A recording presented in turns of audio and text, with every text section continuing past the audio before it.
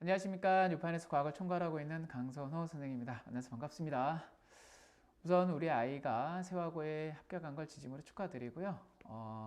학교 가서 가장 먼저 시험 볼 중간고사가 아마 궁금하셔서 이 영상을 보시고 있을 것 같은데요. 그러면 작년도 세화고는 어떤 식으로 중간고사가 출제가 됐는지 저랑 같이 한번 보도록 하겠습니다. 자, 우선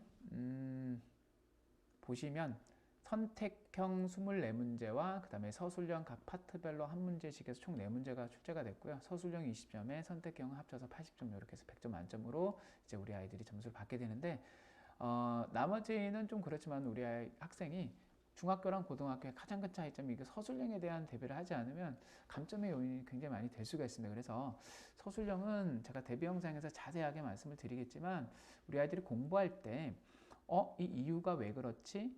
단순하게 외우지 말고 이래서 이렇구나 라는 걸 공부할 때 한 번씩 써보고 머릿속에 다시 한번 넣는다면 선원술형은 크게 걱정은 안 하셔도 되지 않을까 라고 생각을 합니다. 자, 그러면 물리 파트, 화학 파트, 생명 파트, 지학 파트 이렇게 각각의 파트마다 어떤 식의 출제 경향을 보이고 있는지 저랑 같이 한번 보도록 하겠습니다. 자, 첫 번째 물리 파트를 보면요. 다른 학교랑 가장 큰 차이를 보이는 게 바로 세화고는 물리 파트입니다. 물리 파트가 문제가 아이들이 시험을 봐도 굉장히 어렵다라고 하는데 제가 봐도 1번부터 시작해서 서술형까지 7문제가 모두 계산 문제입니다. 보통 뭐 개념적인 걸 물어보는 문제가 있지만 모두 다 계산 문제. 그것도 이제 중간고사 내용이 등가속도 운동인데 뭐 등속도 운동도 있지만 그런 건 다 배제하고 등가속도 운동이 거의 물리학 원 내용을 풀 수 있을 정도의 난이도로 나온다. 이렇게 좀 보시면 되고요. 그렇게 되면 무슨 일이 벌어지냐? 우리 아이들이 시간 관리를 잘못하면은 거의 시험을 망칠 확률이 높습니다. 그래서 여기는 시간 관리 차원에서 뭐 가장 마지막에 풀라라고 뭐 말씀드리고 싶지만 그거는 대비 영상에서 자세하게 말씀드리고 일단 시간 관리를 잘 해야 된다. 왜? 계산하는 문제가 7문제나 나오니까 라고 보시면 되고요. 그리고 통과 내용 반드시 출제가 되고요. 그리고 거기에 등가속도 운동의 물리학까지 좀 전에 말씀드린 것처럼 문제를 반드시 풀어 보셔야 됩니다. 뭐 그렇다고 물리학을 전체적으로 다 들어야 된다 그런 건 아니지만 여기 해당되는 파트 통과 내용과 연계되는 파트는 반드시 문제를 꼭 숙지를 해야지만 시간 관리에 대한 문제도 해결이 될 것이고 그 다음에 조금 어려운 문제 킬러 문제가 나오는 것도 우리 아이가 충분히 해결할 수 있을 거라고 판단이 되고요. 그 다음에 서술형은 다른 파트는 이유를 쓰는 건데 물리 파트에서 서술형은 그 문제를 풀 수 있으면 서술을 선생님이 해놓고 거기다 괄호를 이렇게 작년에 뚫어놨습니다. 그래서 문제를 풀 수 있으면 거기에 물어보는 거에 대한 내용을 이렇게 표시를 하면 되니까 그냥 객관식을 풀 수 있으면 뭐 서술형은 해결이 된다 이런 식으로 생각을 하셔도 되고요. 그 다음에 세화고 교과서가 동아출판사다 보니까 오늘 동아출판사의 가장 유명한 문제집이 하이탑이지 않습니까? 그래서 제가 하이탑을 봤는데 아니나 다를까 선생님이 2문제 정도를 좀 참고를 해서 출제를 하셨더라고요. 그걸 같이 한번 보도록 하겠습니다, 어머니. 자, 여기 하이탑 출제된 내용인데 왼쪽이 세화고 기출 문제고요. 그 다음에 오른쪽이 하이탑 문제인데 보시면 알겠지만 거의 뭐 비슷하다고 보시면 되겠습니다. 그런데 물론 대비 때 자세하게 대비 영상에서 자세하게 말씀을 드리겠지만 여기 있는 문제를 풀 수 있다고 해서 이걸 맞출 수 있냐 그런 건 아닙니다. 여기 있는 문제를 풀 때 여기랑 관련해서 나올 수 있는 모든 내용을 공부를 해야지만 이 문제를 풀 수 있다 라고 생각을 하시면 되겠습니다. 하지만 이 문제를 풀었던 친구랑 그렇지 않았던 친구는 차이가 있으니까 하이탑은 반드시 참고를 좀 할 필요가 있다라고 말씀을 드리고 싶고요. 그 다음에 한 문제 더 보도록 하겠습니다. 자, 왼쪽에 있는 게 세화고 기출 문제고요. 오른쪽에 있는 게 하이탑인데 보시면 알겠지만 선생님 그림만 조금 다르게 냈을 뿐이지 같은 문제다 라고 보시면 될 것 같습니다. 그래서 물리 파트는 정리하면 물리학 원에 있는 등가속도 운동까지는 완벽하게 풀 수 있어야 되고 그 다음에 통과 수준의 하이탑 문제집 정도는 참고를 해야 된다 이렇게 보시면 될 것 같습니다. 자, 그 다음에 화학 파트로 한번 넘어가 보겠습니다. 화학 파트는 대부분 통과 내용이 출제가 되고요. 통과 내용이 출제가 되고 그 다음에 조금 어려운 문제인 킬러 문제는 통과 내용과 연계되는 화원 그 화원에 또 통과 내용이 그대로 다시 나옵니다. 그래서 통과 내용과 연계되는 화원 문제를 좀 풀어봐야 된다. 거기는 내용은 똑같으니까 볼 필요가 없고 문제를 좀 풀어봐야 된다. 이렇게 좀 말씀을 드리고 싶습니다. 그러면 우리 아이들이 충분히 어려운 문제도 해결할 수 있다.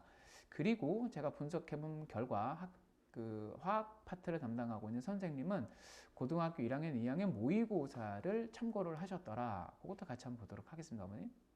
여기 보시면 왼쪽에 있는 게 세화고 기출문제고요. 그 다음에 오른쪽에 있는 게 19년 고2 3월 모의고사인데 여기 고등학교 2학년 3월 모의고사는 1학년 내용이 나옵니다. 물론 일부 고2 내용도 있지만 1학년 내용이 대부분이다 라고 보시면 되고, 그림 보시면 알겠지만 거의 똑같다라는 걸 알 수가 있고요. 자, 문제 하나 더 볼게요. 왼쪽에 있는 게 세화고 기출문제고요. 그 다음에 오른쪽에 있는 게 고1 9월 모의고사인데 작년이죠. 작년 문제를 거의 내셨다. 네, 물론 선지는 좀 다룰 수 있으니까 완벽하게 공부를 해야 된다. 그런 말씀을 좀 드리고 싶습니다. 그래서 화학 파트는 적어도 3년 정도의 고등학교 1학년, 2학년 3월 모의고사는 꼭 풀어보시는 게 많이 도움이 될 것 같습니다. 그리고 생명 파트 마찬가지 통과 내용이 대부분 출제가 됐고요.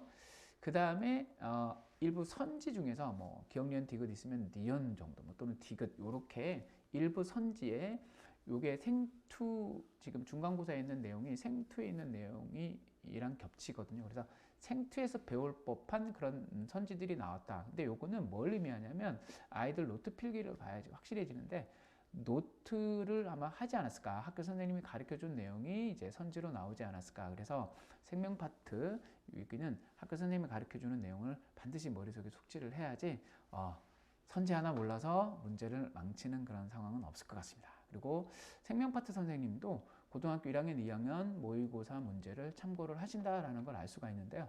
저 어머님 문제를 보시면 아마 그러네 라고 같이 동의하실 겁니다. 자, 왼쪽에 있는 게 세화고 기출 문제고요. 그다음 오른쪽에 있는 게 19년 고등학교 1학년 6월 모의고사 문제입니다. 완전히 똑같지 않습니까?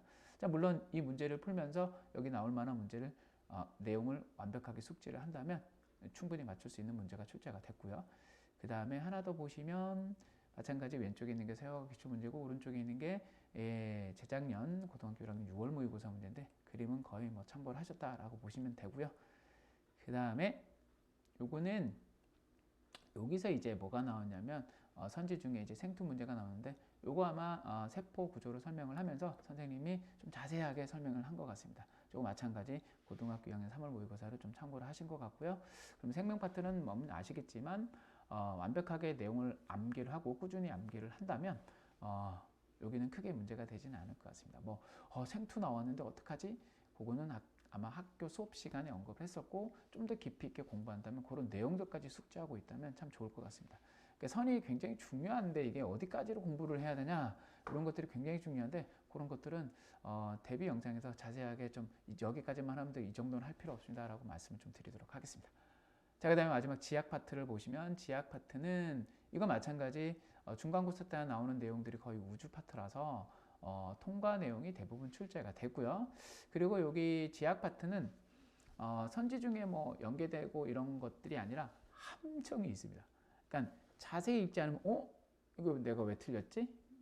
채점하고 나면 그때서 문제를 잘못 봤구나 이런 것들이 있습니다. 뭐 높은 데 낮게 낸다거나 아니면 용어를 조금 교묘하게 바꾸거나 그래서 자세하게 문제를 좀 읽을 필요가 있다. 지약 파트는 그렇게 생각을 하시면 되고 그리고 나머지 파트는 서술형이 크게 좀 부담이 없을 텐데요. 이렇게 뭐 쓰라는 것도 뭐 충분히 공부했다면 쓸 수 있는데 지약 파트는 어떤 현상에 대한 그 이유를 꼭 좀 공부하면서 익히는 게 좋을 것 같습니다. 왜냐하면 왜 그렇게 되는지 한번 물어보는 거고 그리고 여기 개념에 대한 응용이 무슨 말이냐면 개념에 나와 있던 내용을 바탕으로 해서 선생님이 조금 다르게 물어본다라는 얘기입니다. 그런 것들도 충분히 공부를 한다면 충분히 맞출 수 있을 겁니다. 그리고 마찬가지 대비 영상에서 자세하게 좀 말씀을 드리도록 하겠습니다. 여기까지 해서 각 파트별로 이제 출제된 영상을 출제된 문제를 말씀을 좀 드렸는데 아마 여기 조금씩 좀 비슷하지만 차이점이 있구나라는 걸 좀 알고 우리 아이들이 학교 갔을 때 어떻게 대비를 해야 되는지 어머님도 알고 계시면 참 좋을 것 같습니다. 그럼 제가 준비한 건 여기까지고요. 다음에는 또 우리 아이들이 어떤 식으로 대비를 해야 되는지 첫 시험이 굉장히 중요하지 않습니까? 그런 거에 대해서 다시 어머님들하고 공유를 하도록 하겠습니다. 그럼 다음 영상에서 뵙도록 하고 제가 준비한 건 여기까지입니다. 시청해 주셔서 감사합니다.